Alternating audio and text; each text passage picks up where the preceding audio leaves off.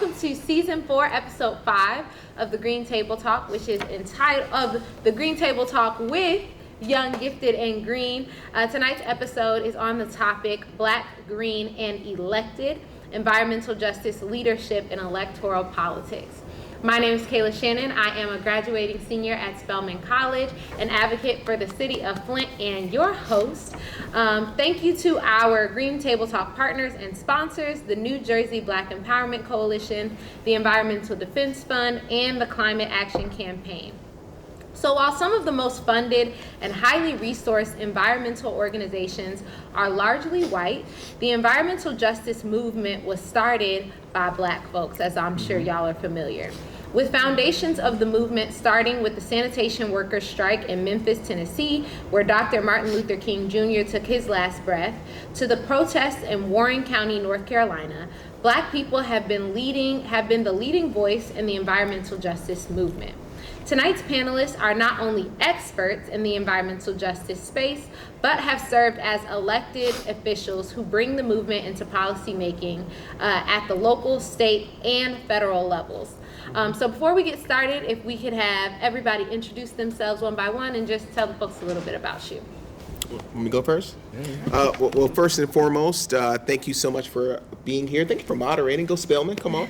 And happy Black History Month, everybody. My name is Dontavius Geralds. I just so happen to be a state representative representing House District 1 in Columbus, far from here, Columbus, Ohio. And I represent really the Metropolitan area of Columbus. And so really excited to be here and get into the meat of the conversation tonight. Thank you.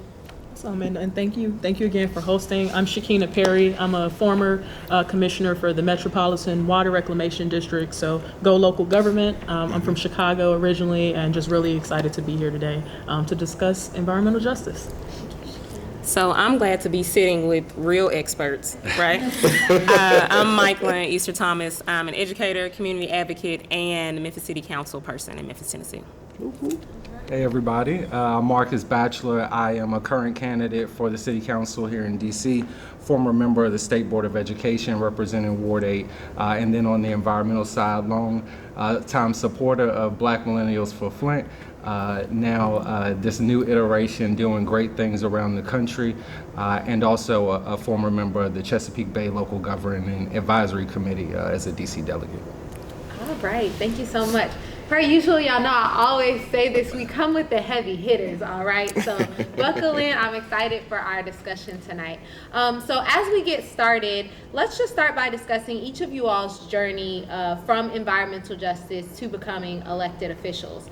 So for Representative Geralds, you experienced childhood lead poisoning, but you have a powerful testimony of how you are currently fighting for life-changing policies to address lead poisoning in your home state of Ohio. Please share about your journey in this work. Well, first and foremost, once you have lead in your body, it really never goes away.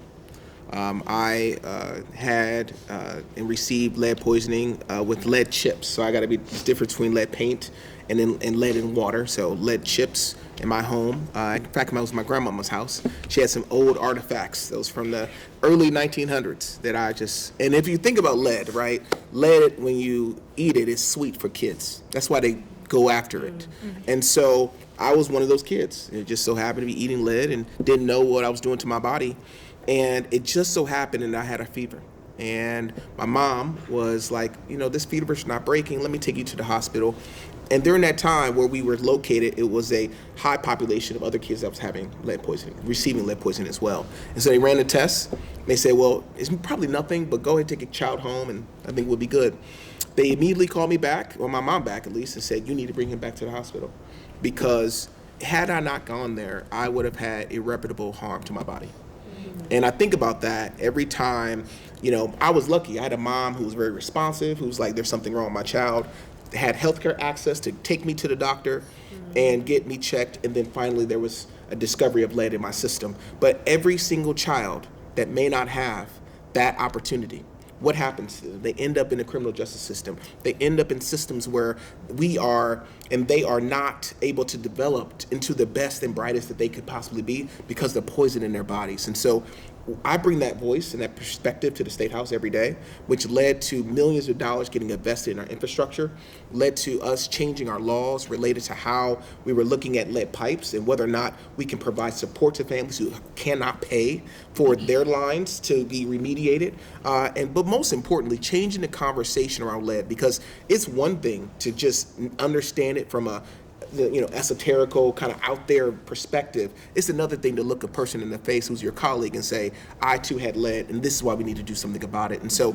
I bring that experience to life to make sure that no other child goes through what I went through, and we get the help that they deserve.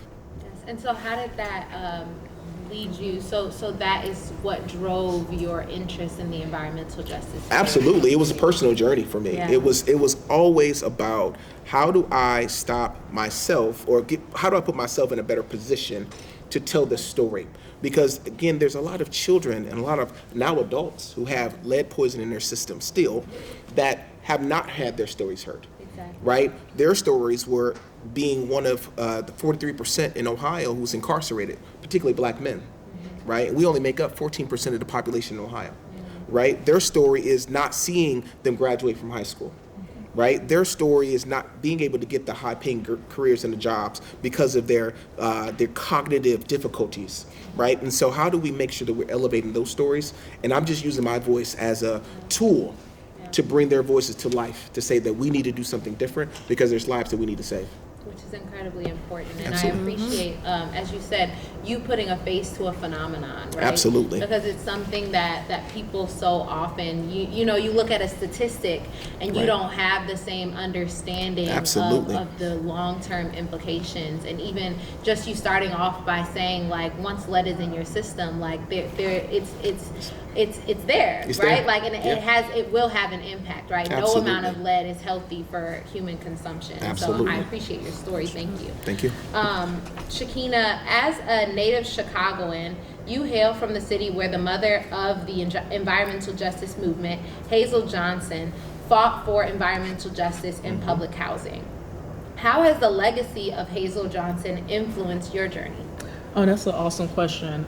So I come into this space a little non-traditionally. So I love civic engagement. I love voting rights activism. And I'm also a historian. And so I don't have, 15 years in the water space, but I do understand how the environmental justice issues disproportionately impact people that look like us.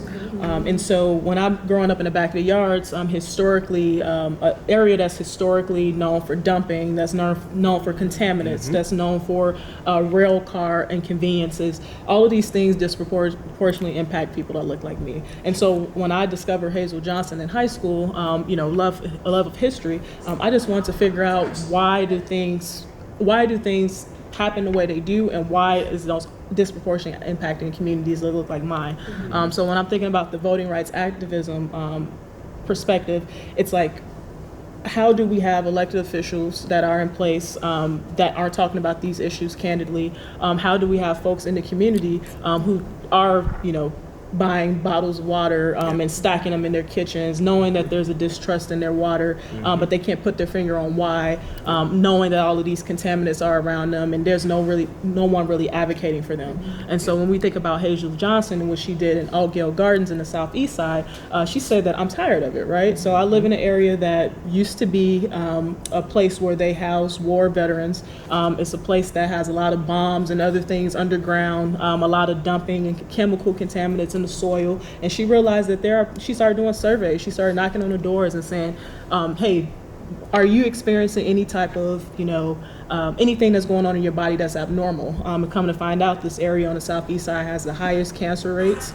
There is a ton of just like asbestos. So when it comes to, whether like what you're breathing in, whether it's air pollution, whether it's like soil contaminants, she went to the doors, right? And she organized her community. So I think that's the beautiful part about this work, is that we have folks in the community that said, hey, we're going to stop this. We're going to, bring attention to this issue, and I don't care who gets mad about it. I don't care how much it costs. I don't care, if you don't like me, you don't invite me to other meetings and all that stuff. She didn't care about things like that. And I think she really inspired a legacy of activists, knowing that her daughter, Cheryl Johnson, still runs People for Community Recovery on the southeast side doing these same exact issues, because The Southeast Side, Altgeld Gardens, is known as the toxic donut. And even in 2024, the fact that I'm still saying that, and we just need more funding and just grassroots activism to really, turn this community around for the best.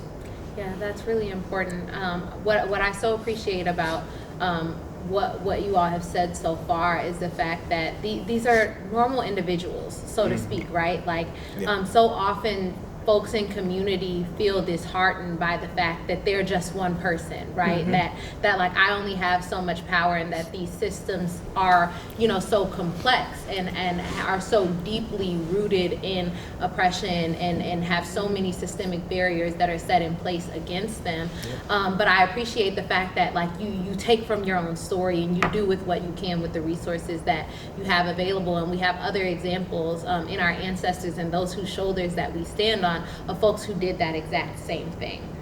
So moving forward, for Councilwoman Easter Thomas, you represent, live, and currently serve as an elected official in the community where you were born and raised in North Memphis. Congrats to you. While North Memphis is the home of some of the most famous music artists like Yo Gotti, Moneybagg Yo, Glorilla, all the folks, environmental racism has been a major issue for decades. How has living in a frontline community influenced your journey? So just living in the area, moving for school, coming back intentionally, seeing the same things that you've seen since a child. It's like, how did we get here? And so a lot of times, I taught history, so I'm a historian too. So a lot of times we look at it and we say, you can't undo history, right? But as an elected official, you can come real close if you're putting in the effort. So you can repeal, you can rezone, you can demolish, you can block a grandfather in, you can block things from happening. You can do your best to try to right the wrongs that, the past elected officials who didn't look like us, who didn't give a care about us, who wanted to just have industry everywhere. In my neighborhood, all the main streets surrounding my home either are active industrial or remnants of industrial. And so they're still there. You have brownfields amok. You have places where you can't even put housing because it's so contaminated. And so you think about, what can I do in my legislative capacity, right, to be able to undo these wrongs in my neighborhood, at least. And so being able to think about that and how our really political and electoral process works, finding the things that we can stop and say, hey, y'all passed this back in the 60s and the 70s. We moving forward now. Hey, we're not doing this anymore. Yeah, we know this 10 acres it's a brownfield, but hey, let's apply for those EPA grants. Let's get this stuff cleaned up. Let's think about what else we can do instead of what was previously here. Because when you're only seeing, when you're living in streets that's full of warehouses, that's full of machinery, it limits your dream, right? You think, oh, we can't have XYZ over here because that's all that was over here. And so it really puts a capacity limit on people in the neighborhood, right? They don't think they deserve or that they're worthy of better development because that's what was there, but that's not our fault currently, right? And we as electeds can do our best at trying to undo that part of history. I appreciate that. Thank you so much. And then last but certainly not least, Marcus, as a native Washingtonian, and youngest DC State Board of Education member in history, all right, stats, who is highly influenced by civil rights leader and DC Mayor for life, Marion Barry. Describe your journey in environmental justice as a former elected official. Yeah, so first and foremost, I always like to say that I was a black boy born on the banks of the Anacostia River, and I am so proud of that. The nation's capital is the nation's capital for the reason in that we have a host of natural treasures that make us a beautiful city and that make it vibrant for life. The unfortunate history of black people and poor people in this city is that they oftentimes have not been able to enjoy it and a lot of times have been deliberately cut off from it. So while I live and represent a community or have represented a community and run into representing a community that sits on one of the most beautiful waterways, one of the fastest improving waterways in the country, we are cut off from it by a 6-lane highway. And there's very little access to recreation in a lot of communities. My neighbors experience some of the most unwalkable communities in the District of Columbia, which is one of the most walkable cities in America. And that has a real impact. The life expectancy, the average life expectancy for people who live in my census tract in Congress Heights is 65 or 67 years old, while some census tracts in DC have an average life expectancy well into the 90s. So when we talk about the real impact that, all of these environmental hazards, right, not just the real ones, access, the water and clean air, that clearly disproportionately the lack of impacts Black residents and poor residents in this city.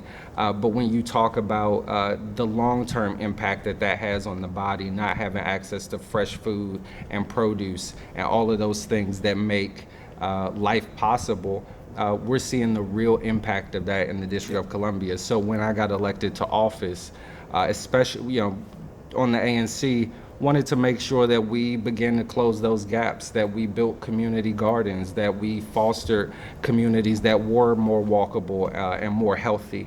That when I got to the State Board of Education, we not only made schools hubs for high quality education, but also for the things that families and communities needed to be successful long term. That did mean food pantries, that did mean getting extra funding to start environmental science programs at places like Anacostia High School that are doing great work with students now, that are going to help them reshape their physical environment in their neighborhood for the better and make a good living off of it. So those are the things we began to do, and I'm really excited about the opportunity to advance those. There's so much opportunity, like I said, here in the district to do that, but I think the story is pretty consistent that when it comes to people who are Black or brown or poor, those odds, even in the most nurturing environments, are very clear. Absolutely. I appreciate that. A common theme, y'all, I'm so excited about this conversation. I'm extremely passionate about folks getting active in community, right? And we, the folks that tune in regularly, we've talked a lot about how important it is for folks to organize at the grassroots, right? How important it is for folks that feel average to understand that the folks that are in our history books were average people, right? Like we idealize and sensationalize this field of work, right? That like in order to be a politician, there has to be something spectacular, which you all are spectacular, let's be clear, right? But the spectacular thing that sets you apart is just the drive to do the work, right? It's the ability to show up and say, I see the issue and I'm going to be a part of the change in a way that makes a difference, right? And so I want that to be an encouragement to our audience members, right? That these folks are people who are normal people, spectacular normal people, right? But that chose to do the work and make a difference in their communities. So moving forward to each of the panelists, but beginning with Councilwoman Easter Thomas, describe the state of lead pipes in your respective cities or states and that you represent, and what legislative influence have you had in serving in an elective role? I like this Right, question. Come on now. What's up? I like this question. Let me get my seat ready. So I will take a moment to brag on Memphis. Go ahead. And say that Memphis has the best water in the country. I'm sorry what you thought, I don't know. But Memphis has the best water in the country. 90s drinking out your grandmama water hose was better than Fiji. Okay. So when I meet people in Memphis who may say that, the water's nasty, it's unsafe, I need filters, it's like, well, no, it's not your water, it's the pipes. So, and it kind of reminds you that our neighborhoods weren't built equally. Yep. Right. Our lead service lines are not treated equally and as often as they should be. And it's very something, I would say, unless, you have that personal story or someone that's positioned to give you that personal story. As electeds, sometimes it's easy to ignore that. Absolutely. Because it's not loud, it's not crime, it's not traffic, it's not delinquents, right? But it's still killing us. It's still killing people. And so in 2021, we finally, I was able to get passed to get our city buildings and properties lead tested. So that's all our community centers, all our libraries, all our water fountains at the park, City Hall, all the buildings that we actually lease, but that's just testing. Right, and so they said, well, it's going to cost this much to do with testing, and then we got to look at replacement. But it's like, well, you don't know what you got to replace until you start testing, and these are where our folks at. These are where the baby's going. These are where our people are experiencing houseless situations. They're going, we got to take care of our people in our city. So we need to go ahead and get this stuff tested. So that was able to be passed and put COVID CARES Act money towards that to be able to do that. So now on the other side, our utility company is looking at the service line replacement. Now they claim they've been doing it for a while, right? But now since the U.S. EPA has given a planned deadline, now they're scurrying. Right, and so we were able, with the support of folks on the ground, like Young, Gifted, and Green, right, to able to tell them, hey, we need monthly updates on your progress. What are you doing? How's it going? Don't tell us what the government money was and what you got. That's because y'all found money for everything else. And we're not even talking about the home pipes. We're just talking about the service lines. And so they, we on their tail. And by October, the deadline that the EPA gave, we should have a full replacement plan and what that's going to look like and the funding for that. Key thing that, if Memphis folks are watching, the top profit gaining budget line item in our city is sewer and stormwater. That's where they go. That's where billions of dollars can be tapped for loans, for block grants, for bonds. And because everybody in Memphis, how our utilities set up, you have a sewer and stormwater fee. No matter whether you renting, you buying, you in the 5,000 square foot house, you in a 400 square foot house, you are paying the same fee. So I call it a slush fund, but my thing is you have the money to start this work, and we know where it is, and we know where you're hiding it.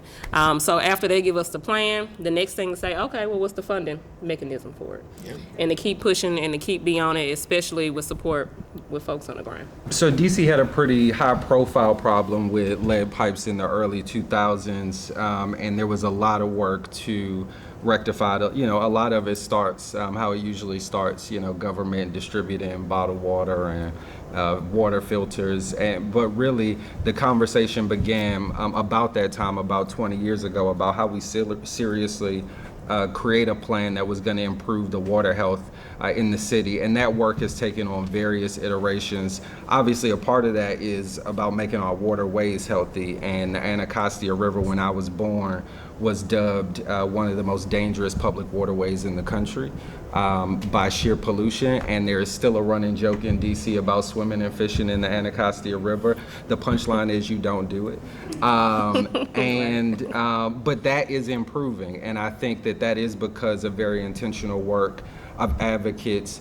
And this, I think, just like the national movement, rooted in Black and brown activists in Black and brown communities who pushed us towards being more environmentally conscious and better stewards of the gift that we had. And so DC Water has built these gigantic tunnels to mitigate stormwater overflow into the Anacostia River, which the goal is, once they're all operational, will make the Anacostia River fishable and swimmable 90% of the year, which was unheard of like 10 years ago. And it also means lead pipe replacement. DC Water is beginning that process now. The real fight at this stage is to make sure that cost is not passed on to moderate and low and working income people who need the replacement more than anybody in our communities, but oftentimes will be strapped with the largest burden. And so we're saying that DC Water is a multi-billion-dollar company, and they can foot the bill, and they deserve it to their ratepayers. And so that is a constant fight as we move towards better water quality for everyone. And obviously, as climate change begins to rear its head on our city, we are most of the city is in an 80-year floodplain, 100-year floodplain. Most of the National Mall will be well underwater if we don't do something very quickly, within our children's lifetimes.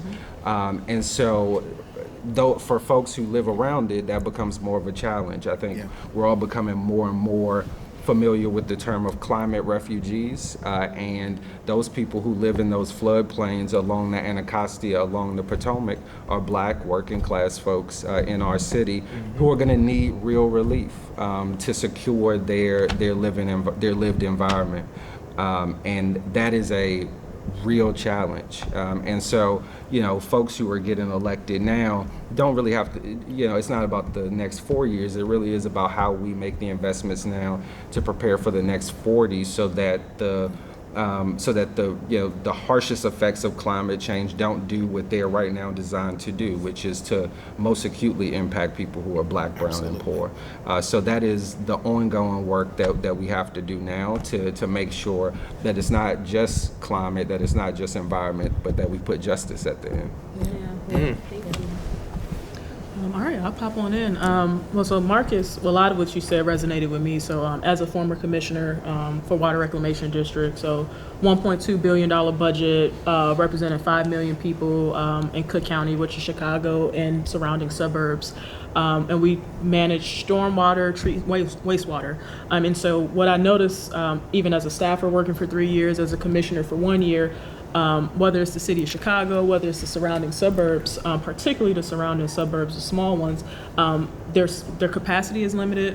They don't have a big budget, and these water infrastructure projects cost a lot of money, multi-million dollars sometimes. But when we think about the communities most impacted, looking at Black communities, the flood rates are ridiculous. And so now on the other side of things, so working wastewater and stormwater, now on the drinking water side from an advocacy perspective, looking at the lead pipes, a lot of the communities that have the highest rates of flooding also have the highest rates of lead pipes in their communities as well. Chicago has 409,000 lead pipes. Illinois as a state has over 1 million. And when we're thinking about, the timeline of replacement, so following the lead and copper rule at the federal level, alongside what's going on in the state, in 2021, we passed a historic piece of legislation called the Lead Service Line Replacement and Notification Act, which we already had started doing lead pipe replacement, back in 2021. But now with the EPA involved saying that cities across the state, propose that it's a mandate of 10-year timeline for replacement. Now we have to think about funding, right? We're thinking about how do those smaller cities or those smaller municipalities, even the big cities, right? How do we fund this in a way that, balances the urgency of the issue? So when we're thinking about REP here, thinking about all of the harms of lead, there's no safe level of lead exposure. Right. We think about cardiovascular disease, we think about respiratory disease, we think about Black maternal health, we think about all of the different ways that lead affects our communities and disproportionately affects us. It has to be treated with a sense of urgency. And it's just going to require a lot of coordination, it's going to require a lot of funding, a lot of people having the political will to say this is important and let's do it. And when I'm thinking about the councilwoman, when I was a commissioner working in the wastewater, stormwater industry, the MWRD is a entity that impacts every single thing that we do, like from a water quality perspective. But most people don't even know that this entity exists. Like, we vote on it every 2 years. There's 9 commissioners. I was one of 9. So from a civic engagement perspective, really putting water issues on people's radars because they know that it exists. Like I opened up earlier, folks have bottled waters in their kitchen. People use filters. People have a general distrust of water depending on where you live. But at least in Illinois, the Water Reclamation District focuses on this. our Department of Water Management work focuses on lead pipes. How do we get folks to pay attention to all of it and treat it with the same sense of urgency as we do other issues in our community?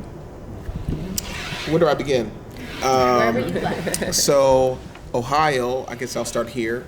Ohio has the second most number of lead pipes in the country, in the nation. So I can't remember which one was the first, but Right here, Chicago. Oh, look, we just neighbors, right? We just neighbors. We Neighbors. just doing a thing. Man. And so, so because of that, you know, particularly when you look at redlining, right? Redlining was not just about the keeping us Black and brown people in particular places, but the infrastructure development did not, and renewal did not happen there either. And so, as a kid from Cleveland, you know, when I look at my community in particular, there wasn't a lot of infrastructure, you know, renewal happening in those communities at all.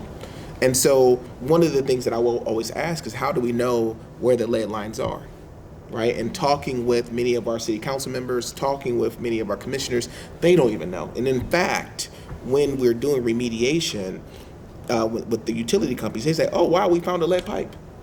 That's what happens in Ohio, right? Oh, we found a lead pipe, let's remediate. And so to kind of set the tone of where we are, I really am proud. Thanks to Biden and the Infrastructure Act, we were able to bring in about over $200 million alongside Congress to actually begin to address infrastructure, particularly water lines. But the one thing that was happening was families, and it was mentioned earlier, there's a cost to the municipality, and then there's a cost to the homeowner. And for those homeowners, for folks who are watching, if you have a tree lawn, and your tree lawn, where your lead lines come in to your home, you are responsible for them. And to remediate lead pipes from the tree lawn into the home can cost upwards of $2,500 all the way to $7,000, if not more. Now, think about a family who just bought their home, excited, right? Because, by the way, there's no notification act to tell you whether or not a lead line is present underneath your home that you just bought. And so for us, one of the things that we were working on is House Bill 226, a bill that I just got over the finish line in the House, is now in the Senate. We have created a process by which the utility company can create a small transparent rate increase across the board to remediate those lines where individuals are unable to pay.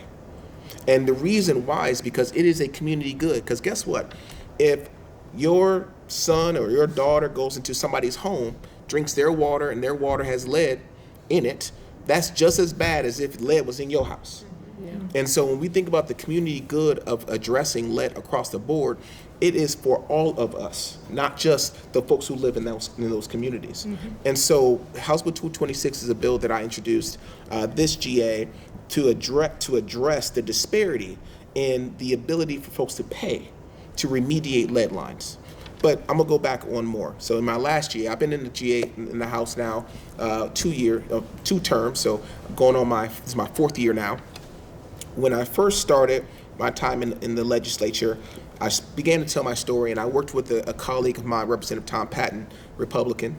And because this is not an issue that should be Republican or Democrat, this is a human rights issue, right? Absolutely. And so we were able, through ARPA, because it was during COVID at the time, through some of the ARPA funds that we received as a state, we allocated $125 million to not just support programs like the SHIP Act or SHIP program, which is the program for women and children who are living in homes that have been discovered to have lead, but also prevention strategies for counties across our state to support the remediation of lead lines, but also to educate our community about the dangers and harm. Because it's equally important that folks know, what does it mean for your child to have lead in their system? And so we were able to allocate $125 million. It was through House Bill 45. I want to give you all the House bills so you can look it up. Look up those numbers. Look up those numbers, because we brought in the money in. $125 million to really begin to address the scourge of this in our communities across the state of Ohio. Thank you. There we go. Look, I'm glad that I'm not responsible for knowing all the facts and information, y'all. Thank you so much. There's just so much wisdom that exists here, and I appreciate you all being a source of information to the public, right? Because so often, as you all said, a lot of this stuff happens like behind the curtain, so to speak, right? And these bills come out, but there's not an understanding amongst the masses of communities about like what's really happening, right? Not only what's happening just in their communities, what's happening in their homes in some instances, but also what work is being done or can be done in order to eradicate some of these disparities that again have existed for generations, right? And so I appreciate the wealth of knowledge again that's here on the panel. So I know we're about to lose you, Marcus, so I just want to ask a question, beginning with you. Never lose me. Always in the fight. If you could very quickly describe some of the challenges and the ultimate victories that helped you to win your seat. Wow. Some of the challenges. So I ran for office for the first time when I was 21, and so being 21 was a challenge for some people. Just getting past that, I think was a big challenge. Demonstrating to my neighbors, not that I just had opinions, but that I could go and deliver for them, and that's a big responsibility. And as a young person, even when getting into elected office, I got sworn in for the first time a month shy of my 22nd birthday, and then ended up on the school board at age 23, representing 40 schools, including the one I very recently graduated from.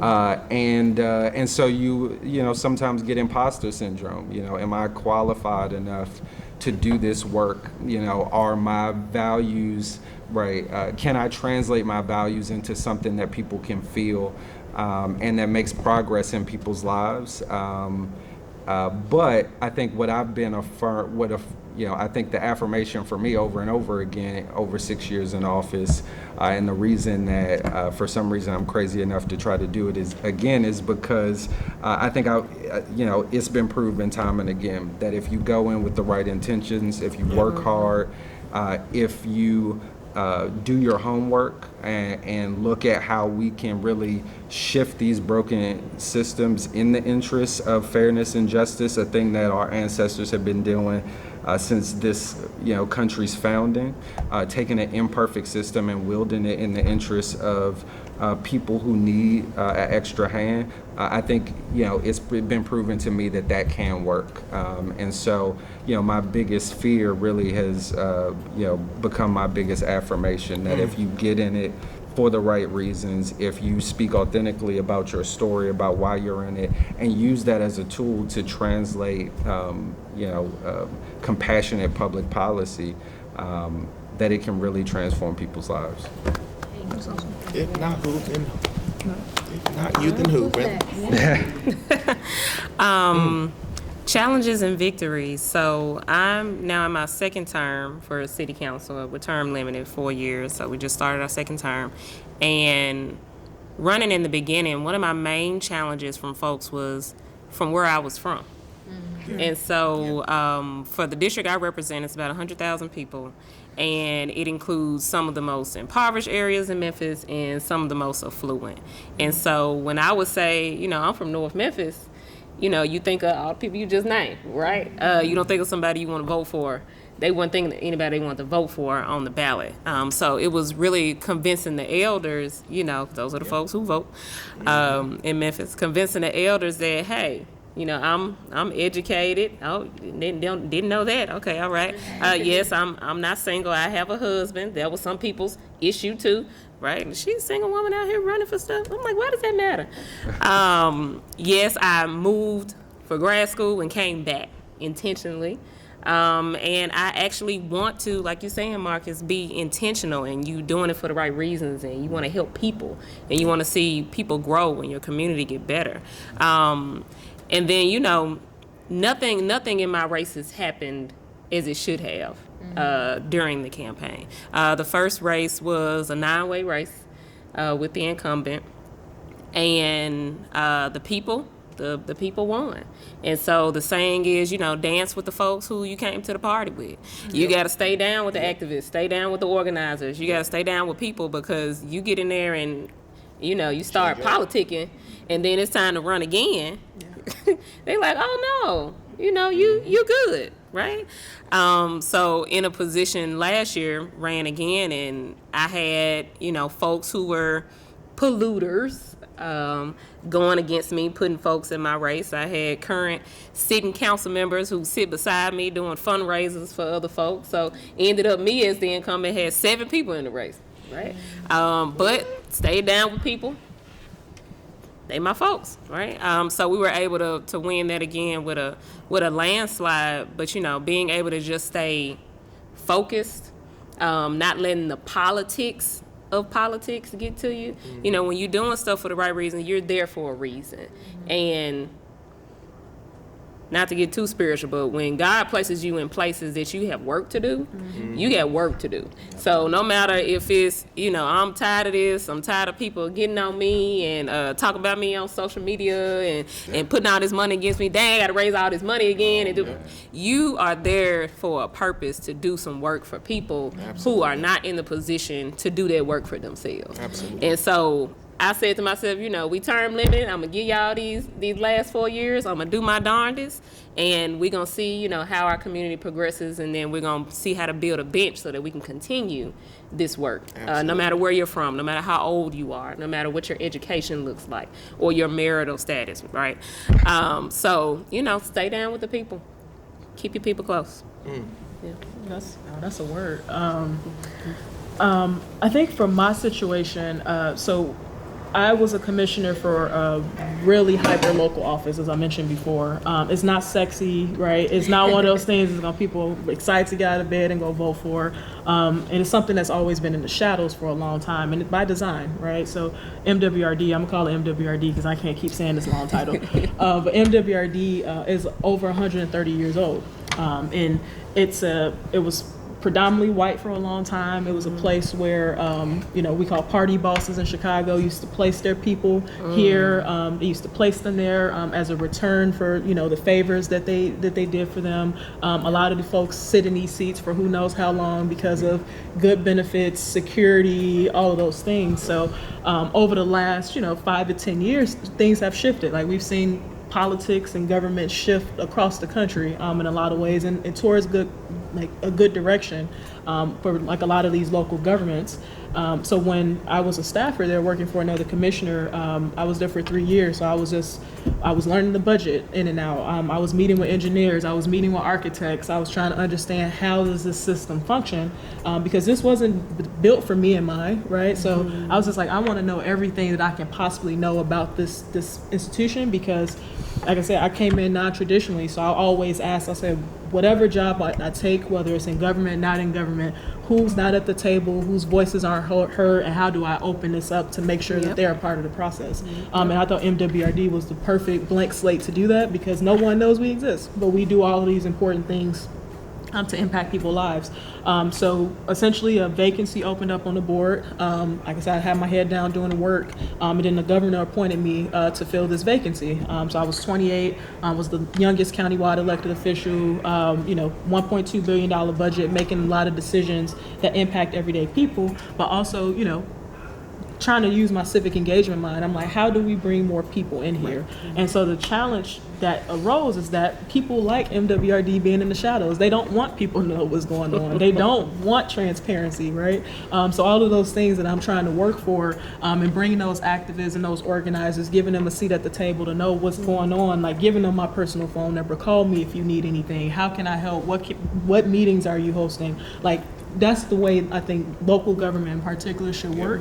And just being, young, black, and a woman in a space that wasn't designed with me in mind, that comes with a host of challenges that come with it. But in a entity that's really infrastructure driven, there's a lot of money that goes in and out of there. There's a lot of contractors and lobbyists that try to contact you to vote a certain way or to support a certain thing, and it's just important to just always stand on your principles and remember why you got in here in the first place. Don't lose that. Don't allow people to intimidate you because they have a lot of money or they threaten you with what they're going to take your seat or they're going to run these people against you. Like, the people put you here. You know who you are. You know why you're here. You know who you're fighting for. And, just had to take tough votes. And if I was on the island, I was like, I know that when we look back on history, 10, 20 years from now, I want to be on the right side of it. Absolutely. And that's kind of how it all went out. So as I mentioned earlier, I took office in 2021, but even before that, about 10 years before that, in fact, I worked in the State House. I was there's a program called the Legislative Service Commission Fellowship, and about 24 students actually out of state spend 13 months working in the State House to learn the ropes. And when I was graduating from college, I didn't know what I wanted to do in 2010. It was a recession happening then, and I was like, I need to do something. And I ended up applying for this program, and after multiple interviews, I got it. And I was one of 2 Black individuals who were placed in the program at the time. And so I worked for 5 different legislators. Just had it was an interesting experience because as I was navigating these rooms that I was in for the very first time, I moved from Cleveland, Ohio to Columbus, didn't know anybody, didn't have any family down there. I had to learn on the fly how to build authentic, real, genuine relationships, but also make sure that my voice is at the forefront of what I believe the future of Ohio should be. And so I ended up joining a lot of political organizations, young-led organizations, became the president of one of them called the Ohio Young Black Democrats, and went around the state to work to figure out how do we get other Black voices at the table, because oftentimes I would go into these rooms and I'll be the only young Black person there. And I'm not a go fetch it, right? That's not my spirit, right? And so as a young Black person, you think that you had to go and bow down to everybody. It's like, that's not how it works.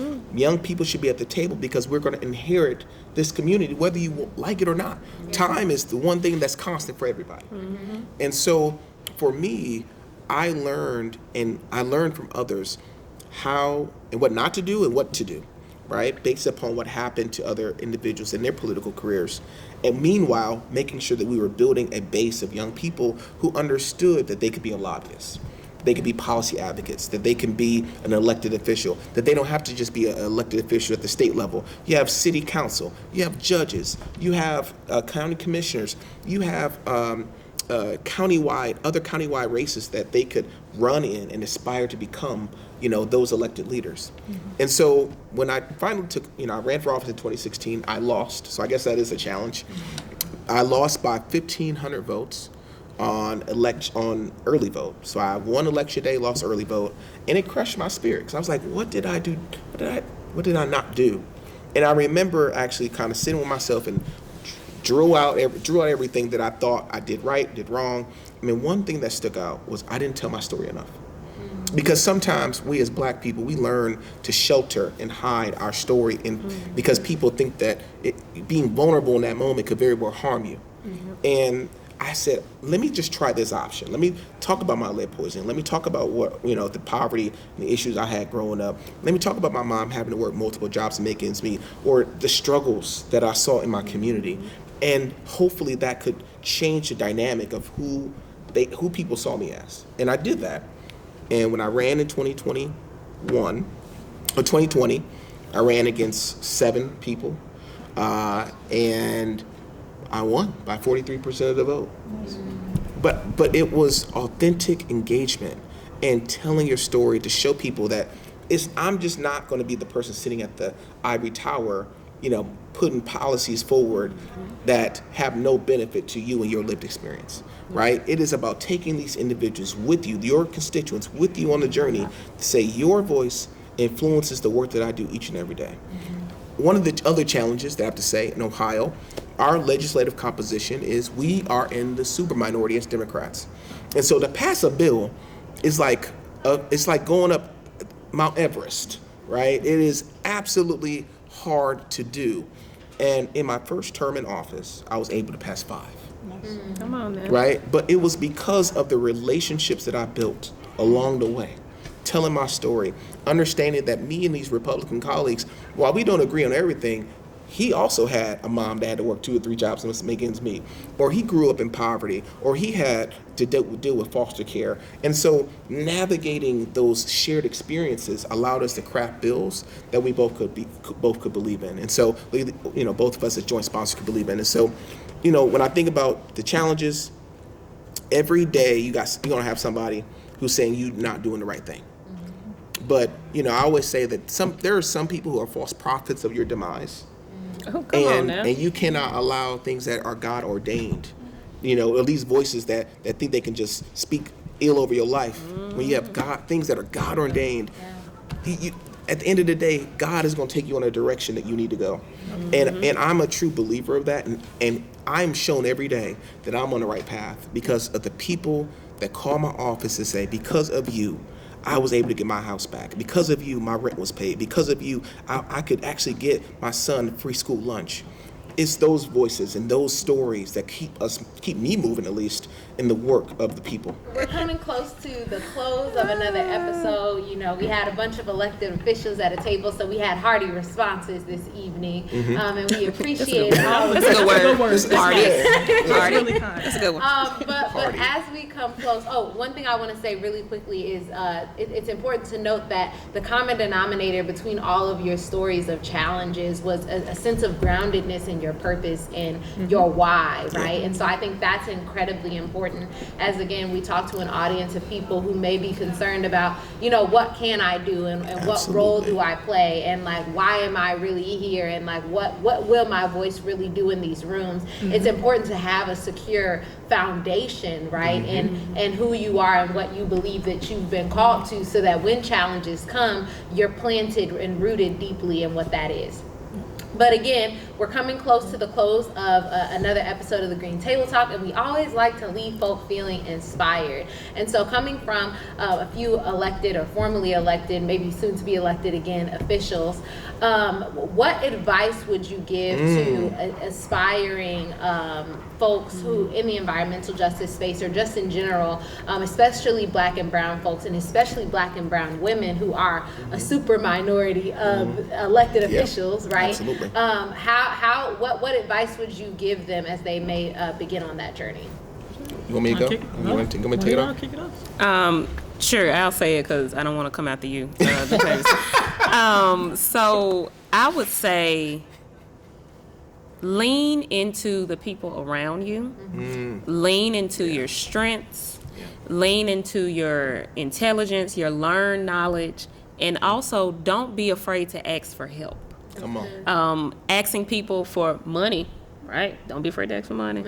But then also asking people how can they support you, how they can be a part. Can they knock doors? Can they tell you how a speech sounds, right? Can they go over your points with you? Bringing everybody in is a way to ensure that you'll know you're doing it for the right reasons, that you'll have a consistent foundation of support and love from those folks around you, and that whatever the result is, you'll still have your people, you'll still have your strengths, and you'll still have your reasons to do whatever work that you're doing. I want to drop one name, Marquita Bradshaw, Tennessee.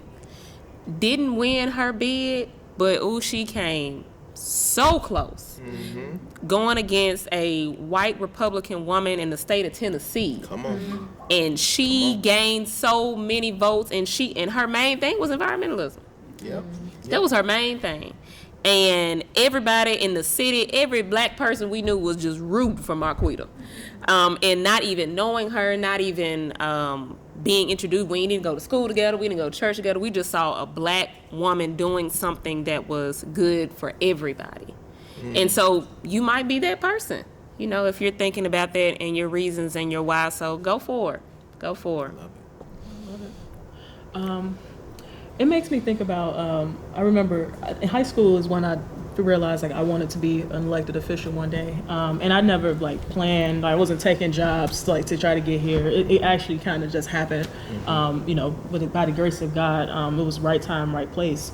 But I just remember as a kid, people always say you want to be a politician? Like, you too good for that, and your heart too pure. Like, why you want to put yourself through that? And now, like, fast forward at the age of 30, I'm looking back. I'm like, we deserve good people in office. Like, we deserve empathetic leaders. We deserve good people with good hearts. Like, I understand that the system has been, a place that has been distrustful within the Black community for a long time, but we deserve to have people representing us that look like us, that will speak truth to power for the things that matter. And so, one, I'll say, don't be discouraged by all the chaos that you see around. Like, when we have smart people that have like good intentions, you're able to weave through that stuff and get rid of it. But number two, I'll say, like, your lived experiences have already prepared you for everything that's ahead of you. So whether it's the challenges of running for office, whether it's the governance of being in office, you have enough to draw from, and being able to create those coalitions, not just with the people on the ground in the community, but the people that you work with, because you just never know who's cheering for you that isn't always vocal. So always, pick up the phone and ask for help. Always, when somebody tell the first time, come, reshape the ask and come back again and ask again, because you just never know. And then don't take for granted who might be your ally, because one day you might looking at you doing call time and you looking like, oh, I don't want to call this person because they're gonna tell me no, but you'll be surprised they'll be the one that cut the biggest check for you, and to be your sponsor, to take you into the rooms that you can't get in, to be your cheerleader, to share your things, to get you across the finish line. So I just say don't take it for granted, and don't be scared. I think imposter syndrome is something that a lot of us go through, but it's unnecessary, because, like you said, especially if you're like spiritual and religious like us, like we believe in God, like God placed you somewhere. If He's ready for you to go, He'll take you out. If He wants you to stay, He's gonna let you stay, and all the rest of the stuff, that's gonna work itself out. So just do it. So first off, I want to say thank you again for moderating. Thank you. It has truly been an amazing experience to be with both of you, and also with Marcus. So one of my favorite quotes of all time is by Dr. Martin Luther King, when he said, "To serve, you only need a heart full of grace and a soul driven by love." And I think the most powerful thing any one of us could do is love enough to fight for something. I chose this profession because I loved people enough to fight for them. And their voice matters, their experiences matter.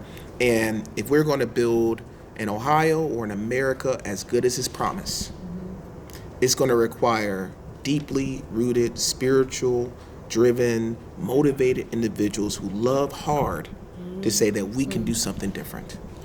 And so that's if I can give any advice to any person who ever wanted to get into any space, you gotta love what you do. I love what I do, even with all the headaches and heartaches, even with the losses, even with people saying things about me. I love it because I know I'm making a difference in somebody's life. And so that's what I'll say. I'll be really short. I'll leave y'all with that. Love hard. Thank you. Well, again, we've come to the end of another great episode. Thank you so much to all of our panelists for the time that you spent with us. Thank you, and to our audience, I hope you gained something. I hope you've gotten at least one golden nugget from this discussion. And we'll see you right back here next month on the fourth Thursday. I'm always wrong, y'all. On the fourth Thursday, same time, same place. Bye. See y'all.